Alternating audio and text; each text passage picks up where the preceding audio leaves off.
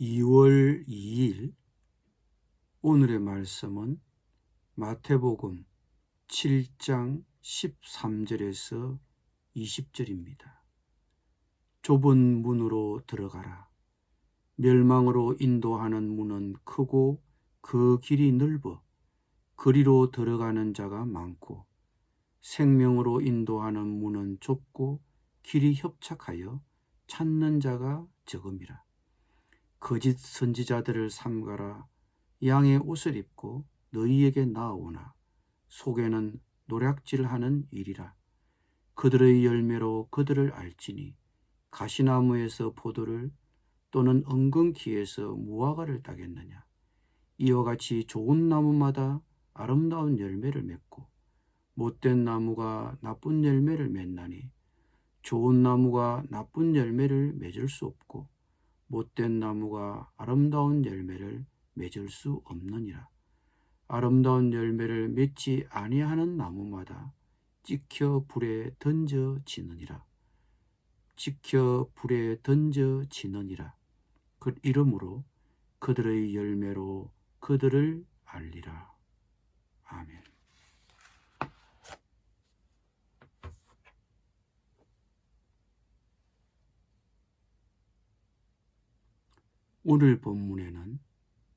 오늘 본문에는 두 문과 두 종류의 선지자가 나옵니다. 우리는 이 둘 사이에서 선택해야 합니다. 예수님은 제자들에게 천국으로 인도하는 문은 좁다고 말씀하십니다. 예수님은 자신이 바로 그 문이라고 하셨습니다. 요한복음 10장 7절에서 9절에서 예수님은 이렇게 말씀하셨습니다. 내가 진실로 진실로 너희에게 말하노니 나는 양의 문이라. 나보다 먼저 온 자는 다 절도요 강도니 양들이 듣지 아니하였느니라. 내가 문이니 누구든지 나로 말미암아 들어가면 구원을 받고 또는 들어가며 나오며 꼴을 얻으리라. 생명으로 인도하는 문은 좁고 길이 협착하여 찾는 자가 적다는 예수님의 말씀은 그리스도인이 되는 길이 어렵다는 뜻이 아니라 오직 예수님 자신만이 구원에 이르는 길인데 오직 소수만이 그 구원에 이르는 어려운 길을 발견한다는 뜻입니다. 그런데 오직 자신만이 하나님 나라에 이르는 유일한 길이라는 예수님의 가르침은 편협해 보입니다.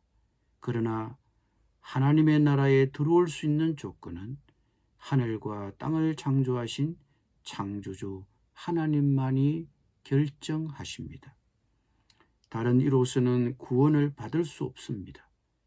천하 사람 중에 구원을 받을 만한 다른 이름을 하나님은 우리에게 주신 일이 없다고 성경은 말씀합니다. 예수님을 믿는 것이 하나님 나라에 이르는 유일한 길입니다. 예수님이 우리 죄를 위해 죽으셨고 그 예수님을 믿음으로만이 하나님은 우리를 받아주십니다. 그런데 그 길은 사람들에게 인기가 없습니다. 복음이 사람들에게는 미련하게 들립니다. 그러므로 사도 바울은 말하기를 하나님의 지혜에 있어서는 이 세상이 자기 지혜로 하나님을 알지 못하는 고로 하나님께서 전도에 미련한 것으로 믿는 자들을 구원하시기를 기뻐하셨도다고 했습니다. 그러나 그 좁은 문은 생명으로 인도하는 문입니다. 이 좁은 길로 인도하시고 전도에 미련한 것으로 우리를 구원하신 하나님께 감사를 드리십시오. 오늘 본문에는 두 문만 아니라 두 종류의 선지자도 나옵니다. 우리는 이 둘 사이에서도 선택해야 합니다. 구약시대의 거짓 예언자는 흔했습니다. 이들은 왕과 백성들이 듣고 싶어하는 예언만 했습니다.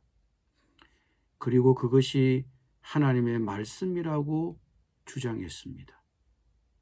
이런 거짓 예언자는 오늘날도 흔합니다.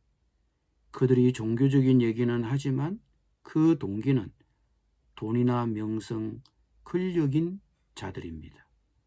그런 거짓 예언자를 조심해야 합니다. 그런데 이들을 가려내기란 어렵지 않습니다. 이들은 예수님과 예수님의 가르침을 축소하고 자신을 영화롭게 하기 때문입니다. 가르치는 자들의 삶을 살피고 가르치는 자들의 삶을 잘 살피고 그들의 말을 평가하십시오. 예수님은 그들의 열매로 그들을 알지니 가시나무에서 포도를 또는 은근키에서 무화과를 따겠느냐. 이와 같이 좋은 나무마다 아름다운 열매를 맺고 못된 나무가 나쁜 열매를 맺나니 좋은 나무가 나쁜 열매를 맺을 수 없고 못된 나무가 아름다운 열매를 맺을 수 없다고 하셨습니다.